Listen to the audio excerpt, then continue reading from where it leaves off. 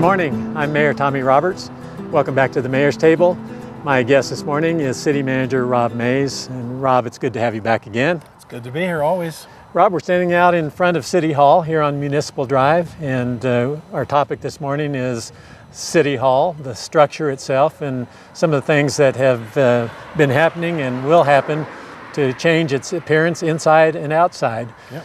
But before we do that, I want to make note this morning that this is our 100th episode of the Mayor's Table, and it's a bit of a milestone, I think. I think when we began this about 2 years ago, I don't know that we envisioned that we would continue for this long doing a segment every week, but as it has turned out, it's been pretty well received in our community, and I think viewers who tune in enjoy getting the information that we're able to provide.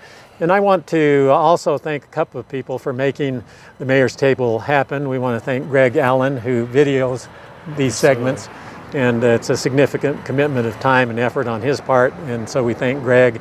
We want to thank Shauna Reeves also for her efforts in scheduling and organizing these episodes of the Mayor's Table. So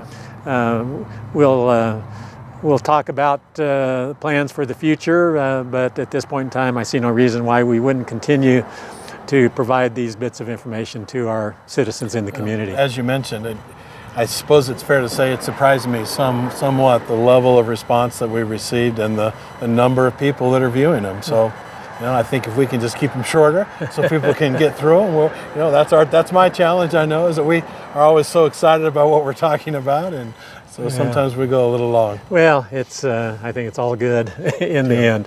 So let's talk about what's going on at City Hall. In fact, we had an energy audit conducted, and it told us ways that we could conserve energy, and it resulted in some changes in City Hall in the exterior, and there are some changes on the exterior that would happen as well.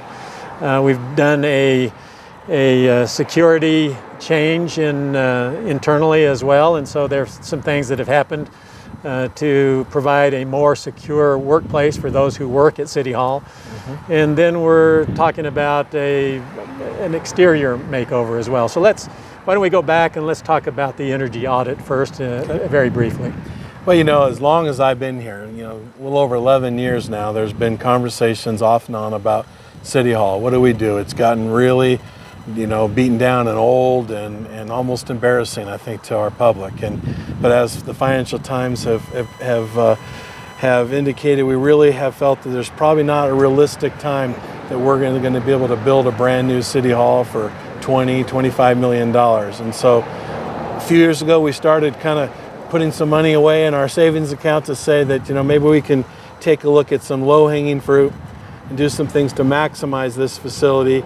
We've always maintained it on the inside, but to really spiff up the outside and to change the outside. So we had kind of a four-phase, I guess, way to approach it. The first was the energy audit, and that's mostly things that are unseen. Energy audit means that a company came and did an assessment of essentially where we're wasting energy by having very, very old equipment, old windows, old light fixtures, old HVAC. For example, the annex across the street, a 60-year-old heating air conditioning unit that we changed out, and the savings in the energy efficiency actually pays for the bond that we issued to replace that equipment. So the first thing we did was at a net zero impact on the general fund. We've been able to change out HVAC, light fixtures, and all the windows across the front of this building were replaced, and that will pay for itself by lower energy bills.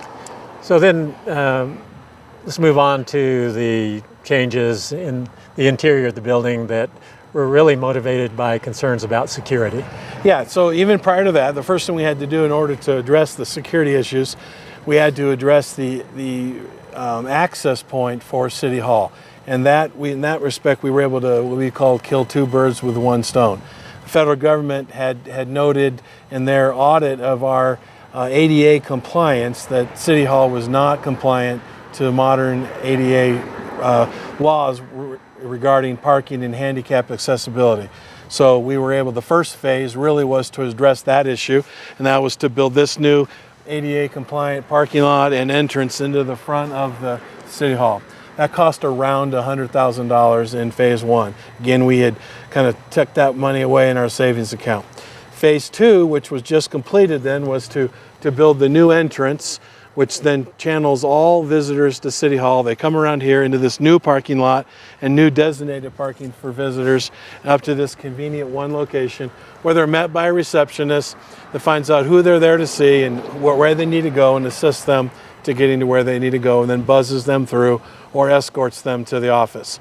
That included also a renovation of the city clerk's office, which was designed not only to create that reception area for greeting guests, it also allowed us to move all of our employees for the city clerk's office into one place.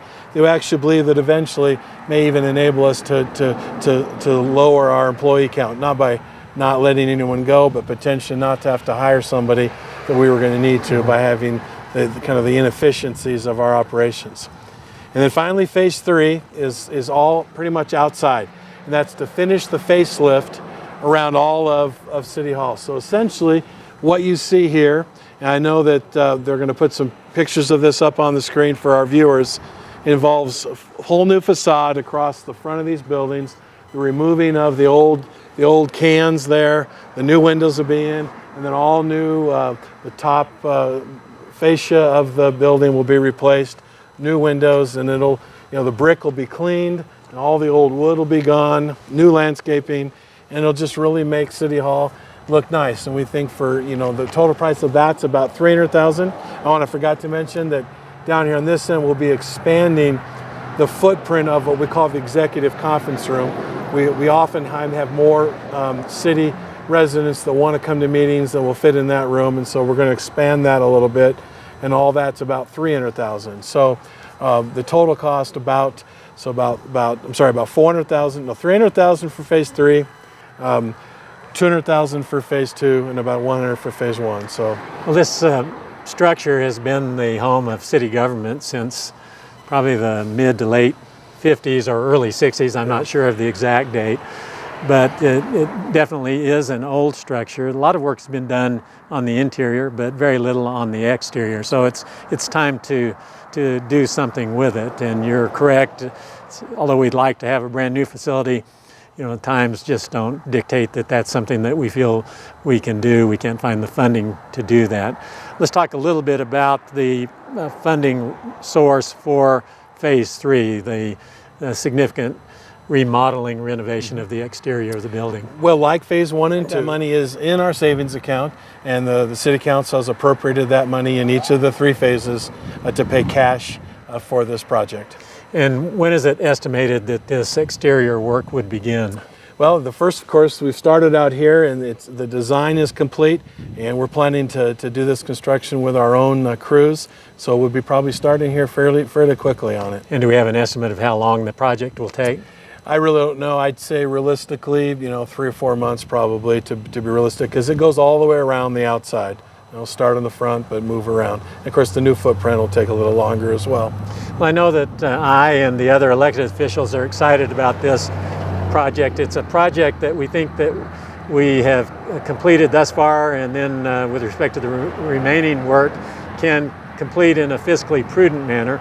And we find ourselves challenged in finding funding resources for projects that we want to accomplish, but we have been relatively successful in doing that without increasing the tax burden on our citizens. So it's another project that's in the pipeline, and we have a number of them that are, and we're excited about the kinds of things that we've been able to do and will be able to do in the future. So Rob, in concluding this segment, is there anything else you'd like to add? Just to reiterate, for a relatively low amount of money, we're going to extend the life. We're going to be able to extend the life of this facility for a number of years, and hopefully really make it a building that our citizens can be a little more proud of than this old rundown facility that we have now. All right. Well, Rob, I want to thank you for being my guest on the Mayor's Table once again. We'll look forward to another topic and another time. I want to thank all of you for joining us once again on the Mayor's Table, and we'll look forward to seeing you again next Monday.